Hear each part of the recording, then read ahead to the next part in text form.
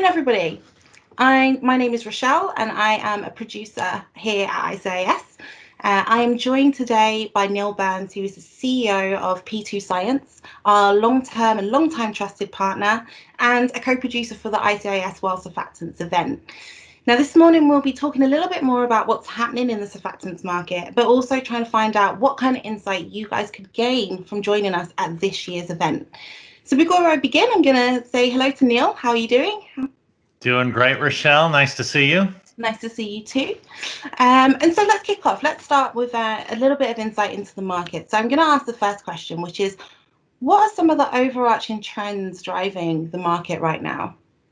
Yeah, so you've got a couple of big, what we'll call, I guess, mega trends, and a couple of trends which I've seen emerge over the last year or so, both of which are driving the market. So the overall so-called mega trends are still, first and foremost, sustainability. That hasn't changed really over the course of the pandemic. Companies are still making long-term moves to improve the sustainability of their product lines and their supply chains, and that ambition and those public targets in many cases haven't really been substantially affected by the pandemic.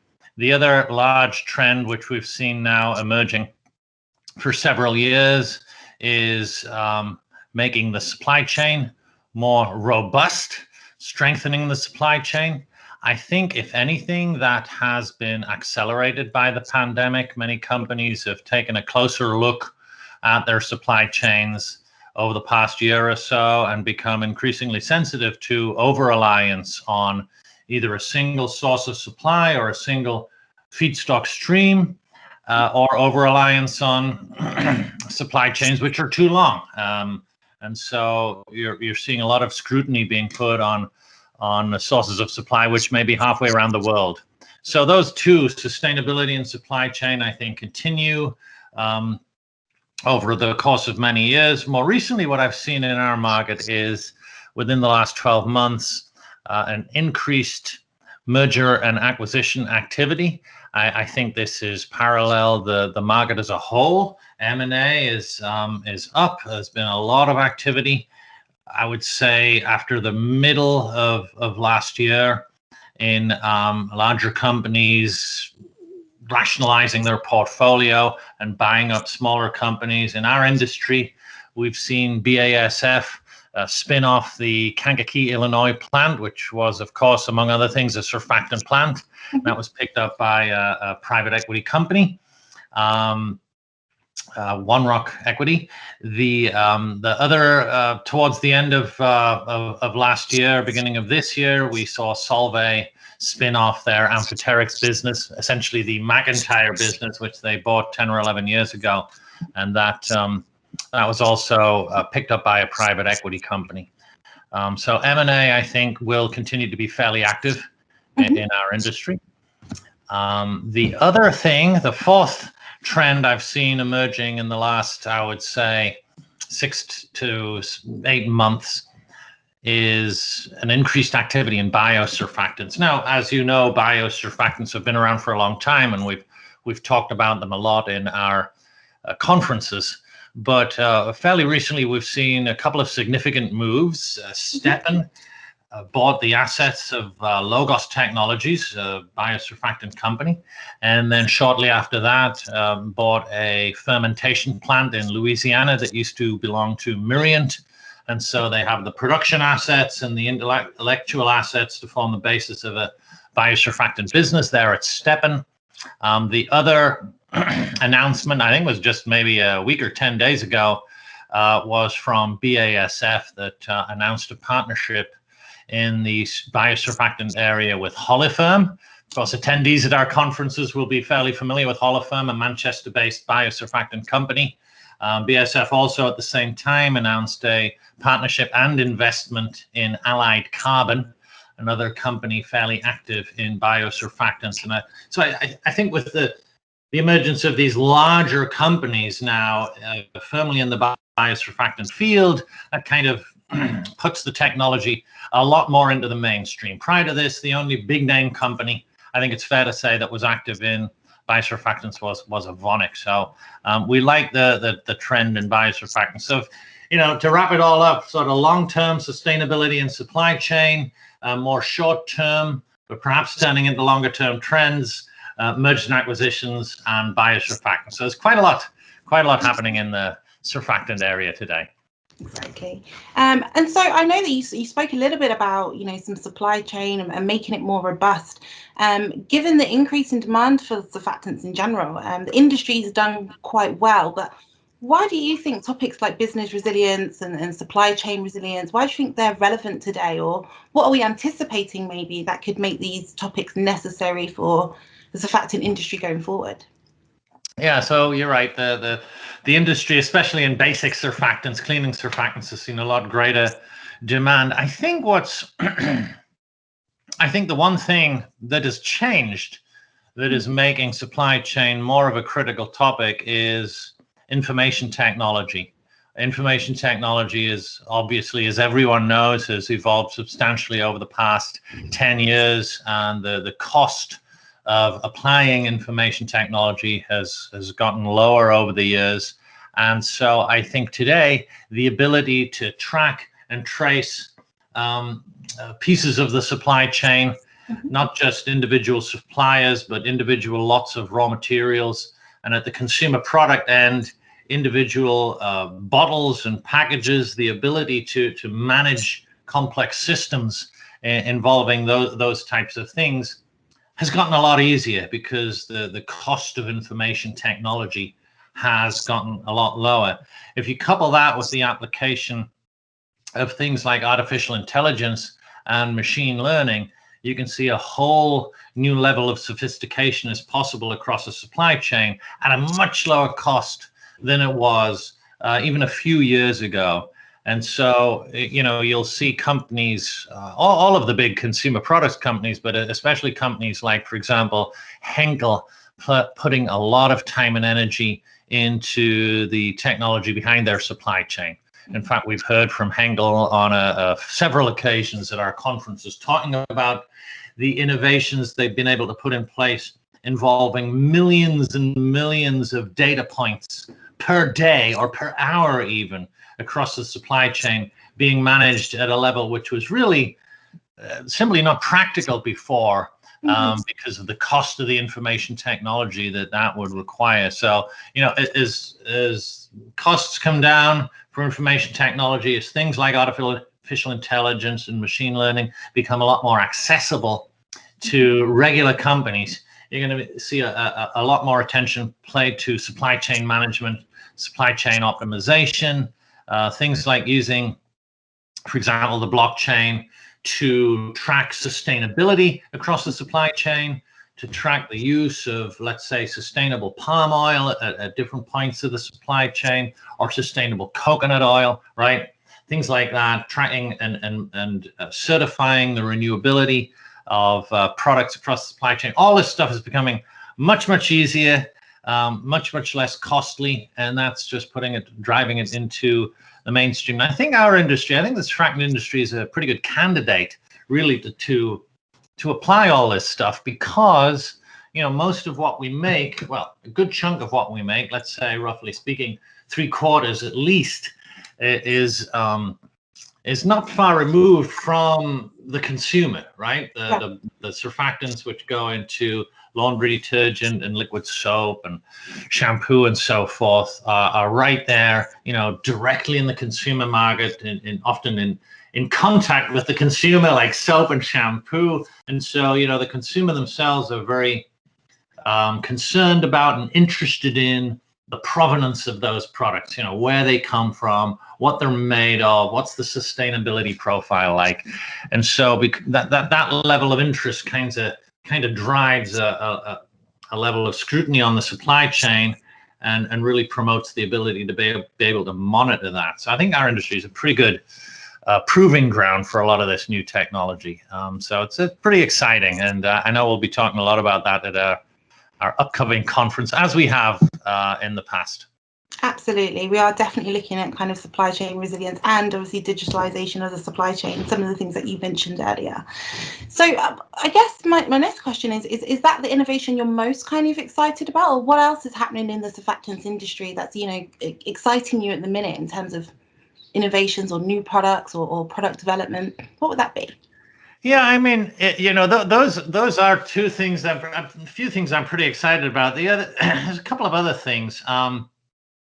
There has been, I think, let's say in the last 12 months also, a fair bit of innovation around waterless products, waterless cleaning products in particular. Now, as you know, most of the products that we as consumers buy to effect cleaning contain a lot of water. In fact, the major ingredient in many cleaning products, especially on the personal care side, is water, right? And then you get to the surfactant and then the other ingredients. And so going back and forth to the supermarket, buying laundry detergent and liquid soaps and shower gels and things like that, you're carrying a lot of water. And the supply chain bringing the products to the supermarket from the warehouse, those trucks, those lorries are carrying just a lot of water. And that seems like an awful waste to me and to a lot of other people. And so if you can find a way to concentrate products, a trend which has been underway, product concentration for quite a long time, but even then eliminate the water totally, if you can do that, that's a pretty big deal in terms of cost, sustainability. And if the products perform correctly, it's a big deal in convenience, not having to deal with bottles full of mostly water, as I said. So, these water-free products are, I think, pretty amazing. You saw fairly recently a small companies involved in this area.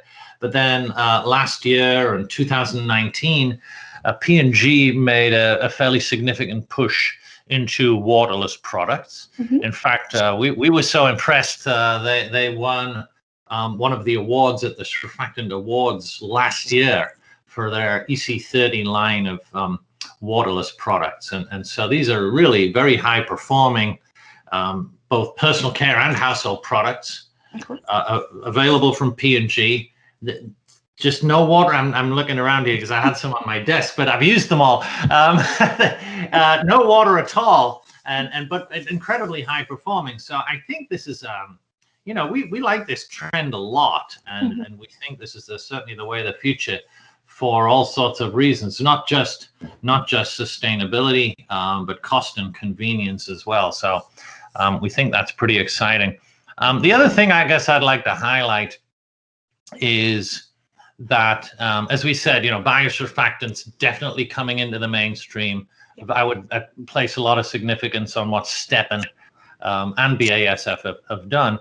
But in addition to that, I think there is a recognition among companies that make surfactants, certainly, and that use surfactants.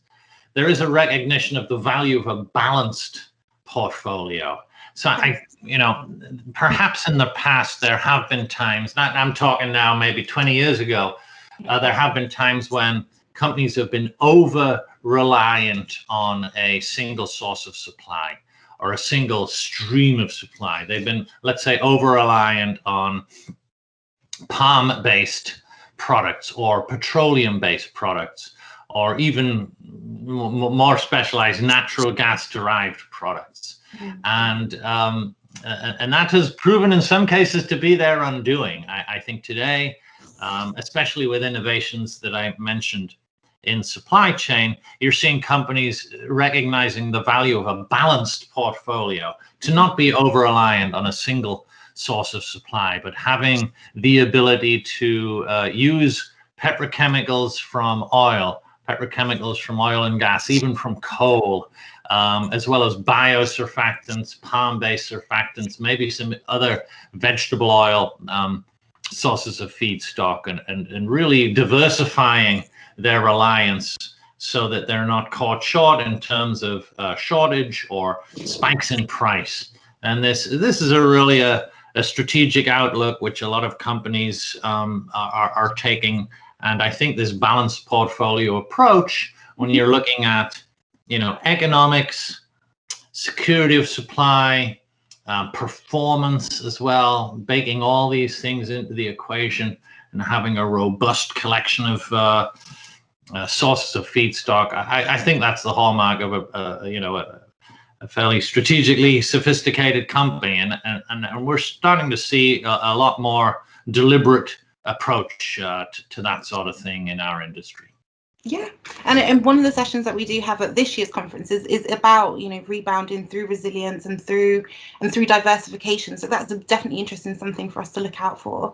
Actually, speaking about supply, we ran a poll in our Surfactant business group, and if you guys are not part of that, then please do join.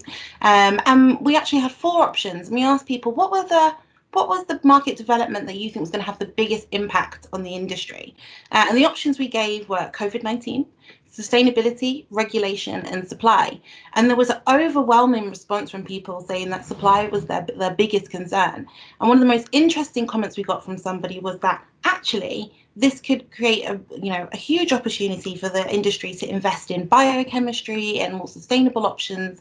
A little bit about what you were saying about diversification. Does that surprise you at all, that there was such a concern about supply, or the impact of supply was on so many people's minds? Or do you think that pretty much falls in line with what's happening today? Yeah, it didn't surprise me, because I think that the other options you talked about, sustainability and COVID-19, for instance, have already been baked into everyone's thinking. It's sustainability. I don't want to minimize it, but it's taken for granted. It's something you're addressing. You have to address. It's not really a debate anymore. And I think because it's become such a mainstream thing with large companies like Unilever regularly setting targets, it's not something that has to be consciously focused upon, if you like. It's done automatically as part of your business. Whereas looking at the supply chain and sources of supply, I think people still see a lot of opportunity to do something quite exciting there. And I do think advances in biotechnology have really caught people's imagination. Like a lot of things in science and innovation, biosurfactants are not particularly new. You can go back in the academic literature and read papers that were published in the early 60s, 1960, 1961, talking about sophrolipids and rhamnolipids. And so, 60 years ago, right, these things were being discussed in an academic setting. Opportunities and technology take a little while to mature. And so now, 60 years later, we're seeing, I think, the mainstreaming of that technology. And there's a lot of opportunity to establish a leadership position. There's a lot of opportunity to innovate technology-wise. And I'm not talking about necessarily compositions of matter, new surfactants or new biosurfactants, but just in the downstream operations like separation, for example. Making a biosurfactant is not necessarily the hard part. It's separating it from all the other co-products you've made from the fermentation broth, as it's called, and getting it to a level of purity where it can be used in a commercial setting. So that sort of separation technology, there's significant engineering challenges there. And I know companies like Holoferm, for example, have been working quite hard on that as part of their suite of technology. And I think there's some exciting possibilities there that can really result in something that could be a long-term viable, cost-effective alternatives to some of the building blocks we're very familiar with today, like your uncle benzene sulfonates and alcohol sulfates and ether sulfates and so forth. How long that'll take, I don't know. But you can see things starting to happen in that regard now. So it doesn't surprise me that the supply overall, supply of feedstock, supply of surfactants is a big topic, and it's in many cases a great opportunity as well as obviously a concern that people have to address, right? And I guess you'll find that a lot of times, right? Things that can be a worry can also be a great opportunity, and it often depends on your attitude and how you view these things, right? Yes, definitely. I think we've all had to adapt in the last year, so definitely that's something we can look forward to seeing in the future. So, Neil, we've only got time for one more question, should I say? And my question to you is, what other topics are you most excited to see covered at this year's event? We spoke a little bit about waterless surfactants and business resilience. Is there anything else that you're really excited for us to see or cover? Well, yeah, I mean, as you know, Rochelle, I'm always excited about these events. We've been doing them for 10 years, and we always hear surprising things and interesting things, and we always hear from companies that we weren't perhaps that familiar with necessarily before the event, as well as, of course, the big leaders in the field. And so some of the things I'm looking forward to hearing about are, and you may think this is a bit geeky. I love the macroeconomics overviews that we do. It's often a great sort of setting of the stage for the conference, where we take a look at macroeconomic developments over the past year and outlook for the future, and what this means for the industry as a whole. I love the way that kind of drops a few nuggets of information out there into the audience and gets people talking and thinking about what that means for their business. So, that's one thing I'm always looking forward to. We're also something maybe a bit different that we'll look at this year is the so-called Generation Z or Z, depending on where you live in the world, Z or Z. It'd be interesting to find out what percentage of our attendees say Z versus Z. Maybe we'll have that as one of the polls. But anyway, that generation, the ones that come after the millennials, we're going to be looking at what they think and how they view consumer products, right, and the consumer experience, and obviously then translating that back through the value chain in terms of what that means for people that make surfactants and that use surfactants. It's key. It's absolutely critical in terms of gaining insights as to how the market is evolving and what the market's going to look like several years down the road. So I'm really looking forward to that. And in fact, overall, that sort of speaks to one of the things that I like to see at our conferences, and that is a view downstream. What's happening in the consumer markets? What's happening in the world in general? And how does that impact what we as members of this industry, whether we make feedstocks or surfactants, or whether we provide technology, for example, what that means for our business, how we should be configuring what we do, what sorts of trends we think will be coming downstream in the future. You can gain all these sorts of insights by understanding what's happening in consumer markets and what's happening in the world in general. So those types of things I always find incredibly fascinating, and always take something away of utility, and I think our attendees do too. So I'm definitely looking forward to that. And then of course the other thing is the networking. As you know, we'll be online this year. So it's a little different, but the networking systems we put in place at the last conference, the meeting rooms and so forth, and the ability to interact, I think worked incredibly well. I know I had a couple of interesting meetings that perhaps I wouldn't necessarily have had even in the in-person event, the way that thing came together. And so, I'm looking forward to that. And I know a lot of other people are too. So it's going to be a lot of fun. I hope so. I definitely hope so. Well, Neil, thank you so much for joining us today. To see more of Neil and to find out more about the conference, please go to our website. I'll give you the important dates, which are 25th to 27th of May. And as Neil mentioned, we will be online. So it is a virtual conference, and you'll be able to see all the content at your most convenient time, and on demand, available for a month afterwards. So with themed days around sustainability, innovation, supply chain, and business resilience, this year's virtual conference will continue to showcase why we are the definitive event for the surfactant supply chain. So I want to thank you again, Neil, for joining us today, and I hope to see you all soon. My pleasure, Rochelle. All the best.